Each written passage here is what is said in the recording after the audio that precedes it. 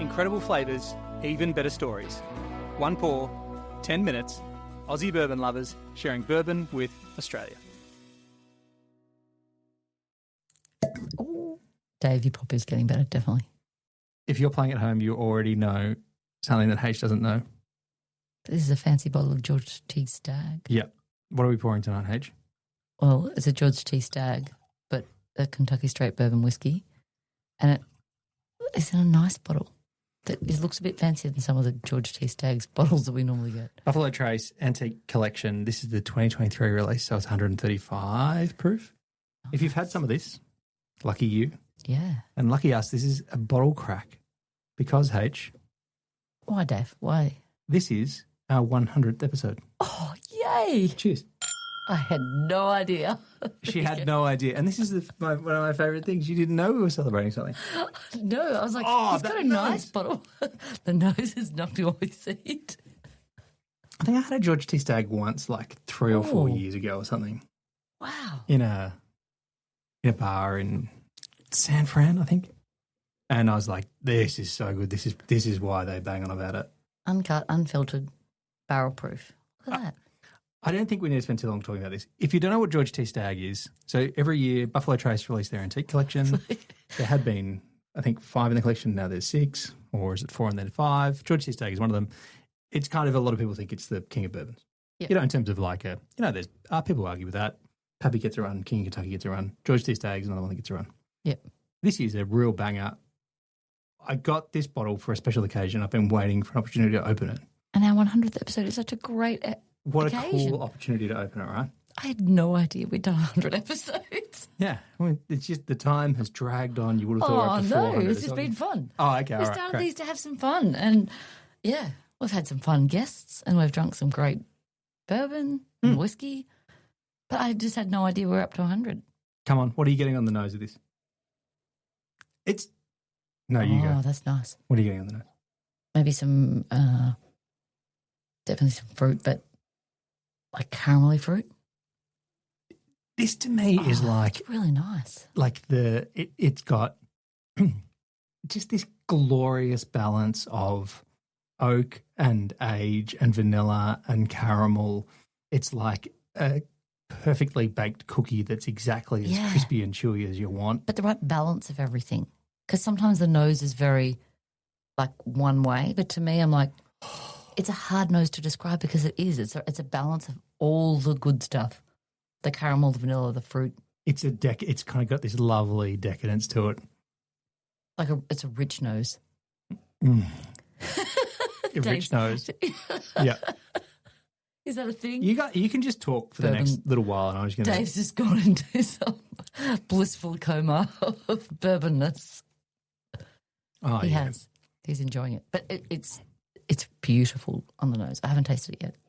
So when you get your and it's talking voice 135. back, It's 135 proof. So I've just enjoyed that. We've been drinking something that's less really at low proof. So you get a real good whack out of that. It's delightful. But it's all so much flavour. That's the great thing about a high proof whiskey anyway. But obviously this is that's so special. Wow. The word I say too much. Really? I wonder how many times I've said it in our 100 podcasts. Let's not do a tally, but I'm giving you the hotmail, everyone. It's more than 100 times. Okay, so, and here comes the questions. Far away, Dave. You've I done don't know if I'll be able to answer them. 100 episodes. Yeah. You don't have to say your favourite episode. No, it's like picking a favourite child. But your favourite Aussie Bourbon Lovers podcast memory so far, because we're only up to 100 and we might get to 10,000. We don't know. Can I go with highlights rather than favourites? Because it really is like you can't pick a favourite child. So I haven't given you any time to think about it. So in this case, I'm going to excuse it. But normally I'd say you have to. Like being able to chat with Dan and Andrea from Michter's is definitely one that is high on my list of highlights.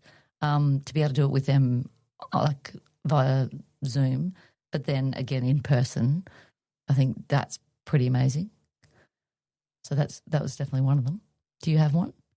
I'm probably with you that I have a lot.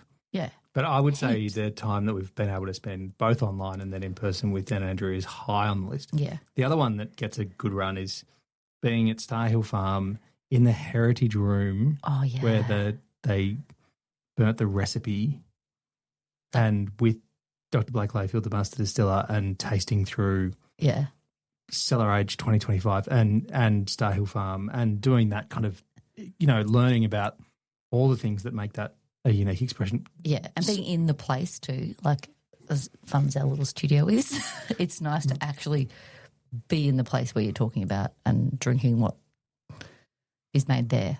That's pretty special, yeah. Having said that, I also thoroughly enjoyed conversations with like Sean McCormick talking about him visiting Melbourne and coming to the Vegemite factory. Yeah.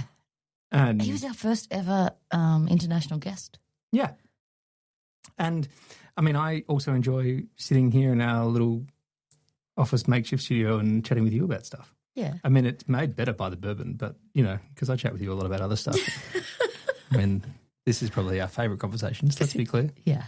Yeah, definitely. And then, you go. No, I was going to say having some laughs at Larrikin is one that, like, stands out to me because we did, like, a few podcasts there with Greg and that was fun. And being able to there's just the more I think about that, have like breakfast bourbon. I'll say burger,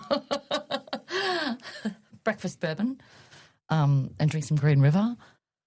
Yeah, we can. Yeah, like there's just been so many good ones.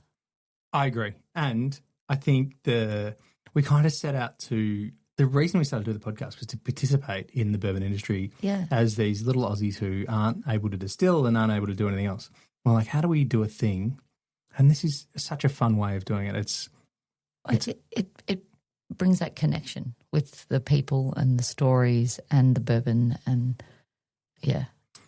And here's a weird reflection. See if you can come up with a reflection while I tell this story, because I've had some time to think about this. But You've been planning this. I haven't been planning anything. You got the nice bottle out for the 100th episode. I wasn't hoarding it for this moment. It's not always going. You're going to come up with this profound reflection, and I'm going to be like on the spot. Oh, I don't know. I'll let you go with your reflection. I definitely thought that we would get to 100 episodes and we'd be starting to run out of bottles and content and ideas and stories and stuff like that would be able to keep doing episodes about. I think we thought we'd reach a threshold, but at 100 episodes, I feel like we're maybe barely scratching the surface of what there is to be, stories to be told, distilleries to visit, people to meet, and bottles to share and stories to share and memories to create and stuff like that. So that's very exciting for me, actually, because I don't know if I ever thought we'd get to 100 episodes anyway when we set out to do it, but I thought that we would reach these ceilings of like, you're going to run out of stuff. Yep. But I think at this point, it's like we're having so much fun. Oh, I'm with you in that I definitely thought it would be a short-term bit of fun. Like, isn't this fun? Let's talk to people about this. And I think the thing that surprised me the most is I kind of sort of thought, if we do this podcast for a while and if it's a bit of fun and if it keeps going, that eventually somebody who knows something about bourbon might speak to us. And the fact that, within the first few months of, I suppose entering that bourbon world and meeting those different people, that everyone was so supportive and so great and happy to share and happy to talk and happy to give their time. And I've learnt so much. Yeah, we were extremely warmly welcomed. There's no doubt about that. Yeah.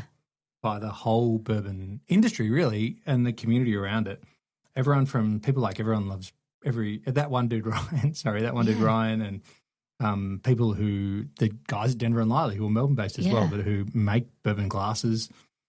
The people at the distilleries, obviously, we haven't mentioned all the distilleries, of course, but people at the Kentucky Bourbon Festival, people all over the world, all over the world. If you told me when we first went to the music festival Bourbon and Beyond with some friends that I'd be back there 3 times and I'd be podcasting about bourbon, I would have laughed a lot at you, right. and been like, what kind of crazy dream did you just wake up from?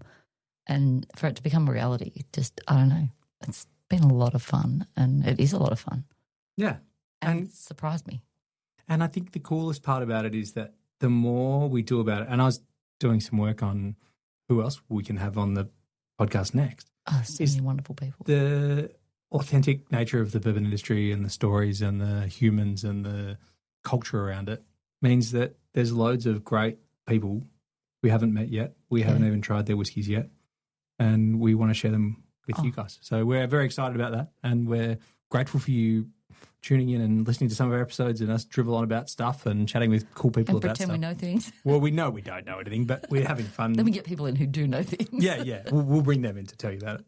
But thanks for tuning in. Thanks for enjoying this. And thank you, H, for 100 episodes. Cheers. Cheers. Thanks for listening.